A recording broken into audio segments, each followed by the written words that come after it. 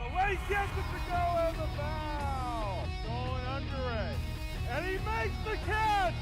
And for the first time since 2005, your Wellesley Raiders are the Division I South Sectional Champions. Back another way for the Raiders. Great shot. Score! Sophie Brady finds the back of the net from the faceoff circle, and with 1:14 to go, the Raiders take a 3-2 lead. And we're back for an all-new episode of Black Red Blitz. As always, I'm your host, Rebecca Karen. Well, we've got a ton of highlights in this new episode, so let's get started. As first, a great divisional rivalry gets renewed here on the turf as we check in first at the stadium for girls soccer. Well, it's safe to say Milton and Wellesley battle it out in the Herget year after year, no matter the sport. So, you just know Wellesley is going to bring an extra level of intensity as they face off versus the Wildcats. Still looking for their first win of the season, but better time than now. Late in this first half, Raiders break through a scoreless tie when Abby Silverstein feeds it ahead to Caitlin Tchaikovsky. Tchaikovsky, with the fancy footwork, fights around two defenders, dishes across to Charlotte Fournier, and Fournier buries the finish to give Wellesley a one-goal edge. Once again, captain Abby Silverstein, making the solid pass earlier to start the previous score, sparks things up again here. She boots it left of the goal. Megan Doherty not once but twice looks to block out, but her second attempt bounces instead back to Caitlin Tchaikovsky. Tchaikovsky beats Kat Buchanan to the ball. It's just waiting to find net and does, just like that. Another solid Wellesley score looks to put the Raiders in control here, leading 2-0 after one played. So as we head to the second for Milton, whatever was said at halftime, well, wakes up their offense. Having seconds to decide whether to take that risk, deep out of the crease, goalie Mackenzie O'Neill slides to block out. Shea Gianni breaks free with a 2-on-1 in front of her, and a wide-open net allows Gianni to punch in the empty netter score. Tough break there, as now suddenly, Wellesley's lead is cut in half, and we've still got plenty of time left on the clock. But seconds later, Laura O'Hanlon helps Wildcats earn a free kick here after the whistle blows on another questionable call that once again benefits Milton. Lauren Donnellan's kick is on the money, bouncing right back to Che Gianni. Gianni again gets away from a sliding O'Neill and goes back-to-back on empty netter goals. This score this time would be the equalizer though. So now it's time for Raiders to refocus as a once 2-0 lead is now all tied up. And it's anyone's game now. So just around the 15-minute mark, Caitlin Tchaikovsky, inching closer to the net, makes some moves but pulls it too far right, leaving Tchaikovsky frustrated, knowing she had that shot. The next chance given, though, you know she ain't missing again. Since Raiders are able to keep Milton in check as these final minutes tick away to the second half, despite giving up this 2-score advantage, you know this Raider team is not walking off their own home turf with a loss to Milton. So, here we go. Abby Silverstein with the throw-in. Caitlin Tchaikovsky collects it and lays down some nasty footwork around two Wildcats. Buries it far post, and this time, Tchaikovsky can jump up and down, not out of frustration, but out of sheer happiness. As her go-ahead score would end up being the game winner as well, as Wellesley this time holds on to this lead for good. Raiders earn their first victory with some hard work and grittiness, and thanks to scores by Fournier and 2 by Tchaikovsky, Wellesley outlasts Milton in the end here, 3-2. After earning a tourney spot late in the season, led the Raiders to upset North Middlesex on the road before falling to Acton-Boxborough in the Central West Division I quarterfinals. Girls volleyball would open up the 2017 season with a new journey. Under new head coach Tasha Odemwinji, there are definitely voids to fill left by the seniors that departed from last season, like Lindsay Buchanan, Olivia Kissiday, just to name a few. But the returning players are strong, led by Meg Dosher, Maria Battle, and Megan Kruger, looking to take charge of this Raider squad. Facing Milton here, though, the Wildcats would take a close first set here, but Wellesley would even things up in this second. So now tied 1-1 in sets, the third starts with again Wellesley facing a deficit. But working hard to fix this, Raiders start to gain a consistent rhythm here, thanks to key points by Meg Dosher. Then Katie Jones bringing down this spike that stays just in bounds. Wellesley is down 11-8. Milton with the serve here, but Raiders take it right back as Maria Battle sets up Meg Dosher for the massive kill. A 3-point deficit still within reach. So with possession back to Wellesley, Raider Battle lays down the serve, and as Milton sends it right back, the dig, set, spike goes down perfectly. Magdosha again with the kill and another Raider point. Katie Jones' spike right here lands just in, and that is key as this match stands tied at 12 even.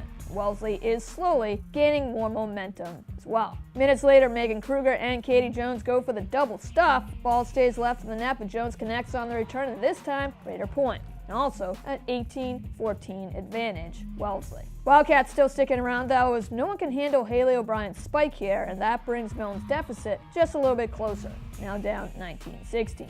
But Raiders don't give up their lead and take control of this key third as Jillian Handy connects on the counter shot, but Raiders lay off and it lands out of bounds, handing Wellesley their 25th point. The Raiders win this set and now hold a 2-1 match lead over Wildcats heading into the fourth. So the fourth set starts up and Raiders come up firing, hoping this will be the final match. And after Katie Jones' soft spike drops in for another Raider point, Wildcats have to call a timeout, as Wellesley this time has jumped out to a quick start, up 6-1 already. Deeper into the match, Wellesley maintains the edge here as Maria Battle again with the timely assist, setting up Meg Dosher for the statement kill, and take a 14-8 advantage with them as well. But seconds later, Milton starts fighting their way back into this, down by 5, get a solid point here as Claire Casey sets, and Nicole Dragan lays down the soft spike no Raider can get to. And that edge just got a little closer here. Wildcats have had a lot of success these last few seasons running their offense through Haley O'Brien. O'Brien, standing tall at 6 feet, uses that height advantage and then some, dominating the kills. And so it's no surprise she steps up once again, sparking Milton's offense. O'Brien then takes over for the serves and gets back-to-back aces to go Wildcats' way, forcing a Wellesley timeout. Now with only 1 point separating these two sides. Coming out of that quick break, O'Brien aces another serve that cannot be returned. And late in this fourth, Milton has tied it up at 18-18. So looking for the go-ahead point, O'Brien serves it up again. This time another Wildcats ace gives them a 19-18 edge, the first lead of this fourth. So another Wellesley timeout is taken, but this time Raiders look refocused, and Megan Kruger ties it back up at 19 with a clutch kill. And then Kruger answers, stepping up again seconds later, laying down the go-ahead kill. Megan Kruger is stepping up big time late in this fourth and keeps bringing down the decisive kills, exactly when Wellesley needed it the most. And after this one here, Kruger's ace then pushes it to 23-21 Raiders, and that is just enough to help them close out this match once and for all. It was a back and forth battle here, but Raiders would come out on top, outlasting the Wildcats in what would be the fourth and final set, edging out Milton 25-23. And a solid all-around team effort helped Wellesley overcome an opening set loss and take the next 3 to come away with their first win at home. Well, after a solid victory the week before shutdown conquered Carlisle, Raider football would face a new test here on Saturday, facing the Hingham Harbormen. Last time these two teams met up was in the Division 1A South quarterfinals, where the Raiders, without question, put an end to Hingham's season right then and there with a statement win. Well, Hingham would be back, and though players from both sides have come and gone, let's just say the Harbormen are still out looking for revenge. After an uneventful first quarter ticks away with no score, the second opens up here, and Deontay Moore provides one of the few sparks in this game for Wellesley. Second down, Jack Tishman scrambles to his left and slings it on the mark, connecting with Moore. Deontay Moore spins his way out of tackle and gets solid yards after the catch as well. But penalties thereafter would push Raiders back multiple times, and that would halt a potential scoring drive. So backed up deep in their own end, Hingham finds a way on this drive to move the ball downfield. And a hurry-up offense here would keep Raiders defense on their toes as quarterback Jack Johnson finds Ryan Cahoon in the slot. And that pass moves the chains, giving Harbormen another first down. Then just as quickly on 3rd and 4, Jack Johnson play-action fake fools everyone, including myself, and runs free down the middle and more. Johnson's got a ton of speed, and no one is catching up to him. Jack Johnson with the 54-yard touchdown run puts Hingham up first, 7-0. We go to the ensuing kickoff where things get a little interesting. as Hingham catches everyone off guard again, going for the onside kick, and somehow in that pile come away with the ball. And that almost pays off big time for Hingham as they eat up more yardage downfield until they cough up the football off this Kevin Shea fumble. Wellesley recovers, and the defense stepped up huge there, but the same, unfortunately, cannot be said about Raiders' offense. Halftime would come, Wellesley is down 10-0. Well, looking like some much-needed adjustments have been made coming out to this third quarter, Raiders start moving the chains, thanks to back-to-back runs by Jack Tishman on the option. But then, Teddy Darcy fumbles the handoff and Nate Bosnian recovers. Bosnian isn't brought down until the Hingham 40, and that is just another frustrating Wellesley turnover. But before I get to the final score here, as Hingham keeps adding to their lead, what will turn out to be a frustrating loss, the Raiders can use this game as something to learn from, and use it as motivation to get better. So the few sparks in this game were provided by Deontay Moore, not just making some nice catches on offense, but defensively hauling in not one, but 2 interceptions on the day for Moore. The second coming here just mere seconds after Hingham had just recovered the Darcy fumble. So it unfortunately would be all Hingham in this one, as Wellesley, to put it bluntly, were really their own worst enemy, and would be shut out by the Harbormen 31-0. But Raiders' attitude has to be on to the next game. And Wellesley definitely put that loss behind them, so next week they beat Durfee on the road 21-7. So we focus in on Monday as both soccer and field hockey would face off against Brookline squads. Checking in first with the boys, the Raiders have opened up their regular season on an extremely high note. After losing a close one to Walpole, well, they have won 3 straight and are looking for more. Well, it seems like at least in soccer, the Warriors always seem to play Wellesley tough. And even though record-wise, they have stumbled out of the gate early on, don't expect this game by any means to be easy. Most of this opening half we go scoreless here until Christopher Kobe breaks through for a 1-0 edge. Just as quickly, Raiders next earn a corner. And with Captain Willie Corkill manning the kick, it's got a great chance of bringing in another score. Corkill connects on the feed and in a fight for the header, Brendan Clare gets just enough and the ball finds net. Just like that, Wellesley holds a 2-goal lead as we head to the final frame. Brookline, trying to get on the board, gets something going right here. Jacob Marks dishes it to Ethan Schaefer. Maybe it looks like goalie interference here as the ball's knocked out, and Jacob Marks gets his second try and doesn't miss this time. Netting the putback score here, and Warriors cut the deficit in half now, down to 1. That 1-goal difference here would not last for long. It's downfield, Ryan Clare sees Christopher Kobe open in the middle. Pass on point, Kobe fires home another score, and Wellesley's up 3-1 off Kobe's second score of the game. Minutes later on this fast break, Ryan Clare waits for PJ Genta to lead away 2 defenders and sets up a great back pass to Christopher Kobe. Kobe easily boots it past to Davin McDonald, and that is a hat trick for the junior forward. Hatties are always special, but in soccer, it especially is not an easy thing to accomplish. That goal would also put the game away here as Wellesley's advantage stands at 4-1. And despite Brookline adding another score deeper in this final half, it's too little, too late, as Raiders would go to 4-1 on the season thanks to a huge game by Christopher Cole. Final here, Wellesley 4, Brookline 2. So now we spotlight the blowout game of the week, courtesy of field hockey. Dominating opponents, denying scores, Wellesley has made Sprague Field a nightmare for all visiting teams. And here on Monday, it would be no different, as Brookline would find out the hard way. Wellesley's offense? Well, that's just as dominating, just as game-changing. So Warriors, let's just say you're in for a long day. Raiders' offensive attack wastes no time here as Kayla Johnston lights a spark early. Finding a way around multiple defenders, keeps possession, dishes it to Brooke Hamilton, and Hamilton buries the one-timer to give Raiders a 1-0 lead in these opening minutes of the first half. So after Hamilton adds another score for a Wellesley 2-goal advantage, Raiders are relentless outside the box again, and Caroline Dolan helped Wellesley wrap up a solid first half, punching in a goal of her own for a Raider 3-0 edge heading into halftime. Up by 3 scores here, and Warriors offense, well, pretty much non-existent. Maybe you're thinking Raiders can just coast through this second. Or how about be just as relentless until the final whistle? Brooke Hamilton, already with 2 scores, lights up the offense again, this time with a great pass and assist to Elise Coakley, who brings home the sweet finish just as quickly. And the deficit is growing 4-0. The battle on the corner penalty would be won by Wellesley as well in this game, as Brooke Hamilton sets it outside to Alex Ramsden.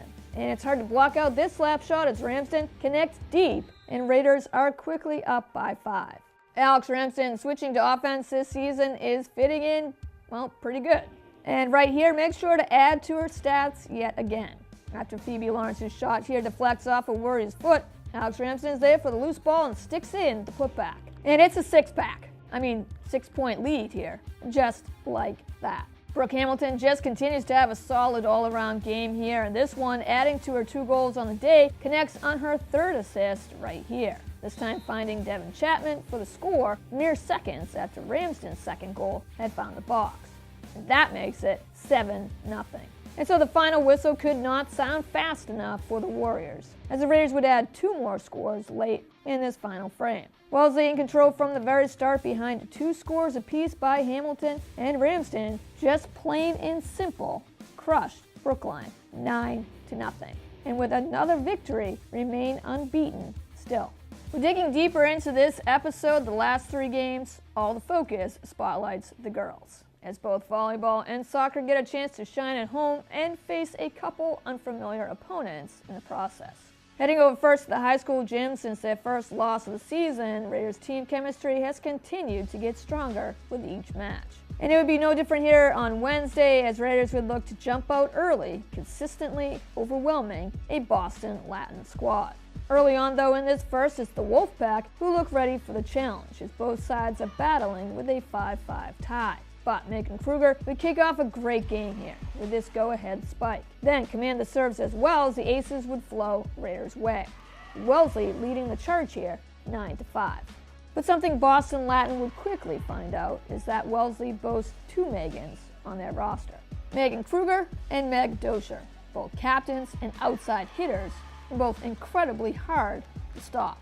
Nothing like adding more emphasis to that statement here, backing it up with some action, as Meg Dosher gives possession right back to Raiders with this loud kill in a 10-6 edge. And as the game points keep coming for Wellesley, mere minutes later looking to add more to their lead, Maria Battle sets up Megan Kruger. Kruger mid-air adjusts on the fly and softly spikes it where no Wolfpack can get to it, making it 18-9 Wellesley. Though the Wolfpack would slowly cut it back to single deficit here, 21-12, that is as close as they got in this opening set. Megan Kruger and Meg Dosher took care of the rest and helped Wellesley take control of this first set, 25-12. After taking the second as well by that same exact score of 25-12, we head to the third, Raiders looking for the sweep. Boston Latin just looking to stay alive for another set. But instead, when you're making mistakes, as Wolfpack start doing here, well, the Raiders will gladly take those points away from you. And so already, the first 5 go to Wellesley. So not until it's 10-0, Boston Latin is finally able to scrape together their first set point, as Raiders here can't counter back on this shot. But possession leaves just as quickly as it came, as Meg Dosher helps Wellesley's advantage even more right here, as Dosher's kill makes it 13-1. After Wolfpack let this serve drop out of bounds, that gamble pays off, as that earns them their 5th point. Bad news, they're still down 15-5. And that's their last set point as well, as they return the favor seconds later with an out-of-bounds serve. And behind dominating Meg Dosher's serves, the next 10 points never go Boston Latin's way, but all go to Raiders.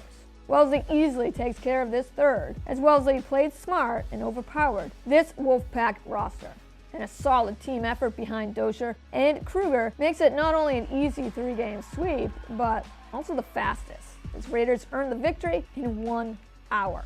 And that shutout would spark another commanding 3-0 win just days later, as Raiders would go back-to-back, taking care of Braintree as well.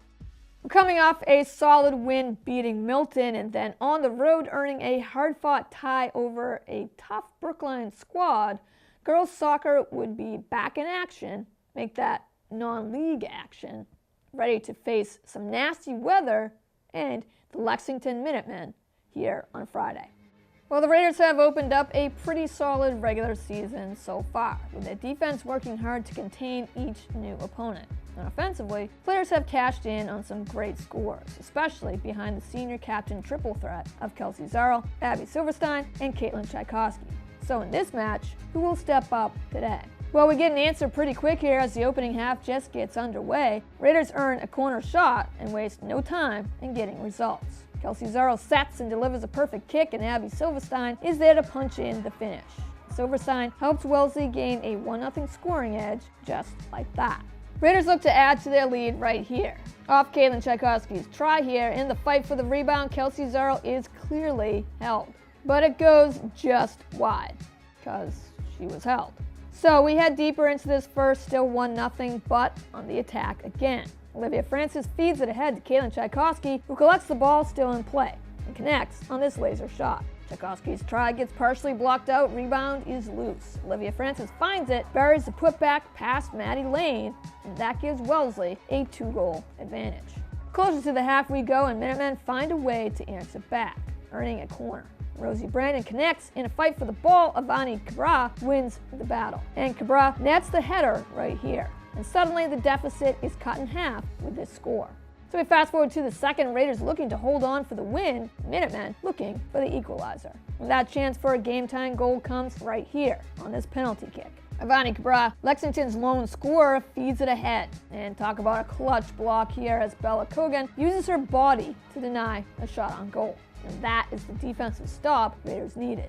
That calls for another Lexington corner, though, by Rosie Brandon. But again, multiple tries get near the crease, but a Wellesley defender is there to kick it back out, including the solid defensive pressure here by Avery Moen. As Minutemen cannot connect and come away with nothing, still down 2-1. So with not much time left on the clock, Lexington would get some last chances here, but are denied by Wellesley's defensive wall. Then this open field sliding block by Mackenzie O'Neill disrupts another possible score. Though Minutemen maintain possession still, finding separation, this shot here sails too high and finds net. Just the wrong one. And Wellesley now can breathe. O'Neill then can just clear it as the final whistle sounds here. And that is game, as scores by Olivia Francis and Abby Silverstein would help Raiders outlast the Rain and Lexington in the end. Fighting hard and hanging on for their second win at home, Raiders take this one by the final 2-1. Fast forward to Tuesday, and what a difference from Friday as the cold rain has been switched out with the return of summer and 80-degree weather. Raiders, though, will be facing a new test as the Braintree Womps will be back for another Bay State Conference battle. Now, the Womps in the Carey Division are looking up in the standings to a Needham team that won't give. And Wellesley in the Herget see an unbeaten Natick team not looking to give up first place. Each game, each point is that much more important. So just opening this first half, Raiders already have to be on the defensive as Bridget Cody gets past everyone, and it's up to Mackenzie O'Neill. O'Neill slides and disrupts the shot. Cody resets, but is blocked again by a fantastic play by Avery Moen that almost certainly stopped a would-be Womps score. So still scoreless as we jump ahead to the second. Bridget Cody takes the feed, sets, and after 25 says, why not? Cody's booming kick sails high and isn't coming down until it gets past everyone. And that's a tough one, as Cody took a chance that deep from net and placed it where I doubt any goalie would have been able to stop it. Wellesley would have chances of their own in this game, but the back of the net would sure be picky, especially on this play here. Caitlin Tchaikovsky makes a great move and sees the best opening they've had all game. Goalie Nicolette Scola deflects the shot just enough to deny its path to a nearly empty net. With Womps looking for more here, Raiders defense stands ready, and on this fast break, an outstanding double block by Mackenzie O'Neill keeps it a 1-goal deficit. Well, you always expect things to play out even more intensely on the turf when it's a divisional match, neither side liking the other, but this one feels especially chippy. Whether back in the first half or here deeper in the final frame, trips, hard pushes, and just plain, maybe that should be a yellow card, unnecessary kind of hit. Injury timeouts and whistles would make the game clock tick away like the pace of a Red Sox-Yankee game. So with the Heat, these kids still competing 100% the whole game. You gotta give them credit.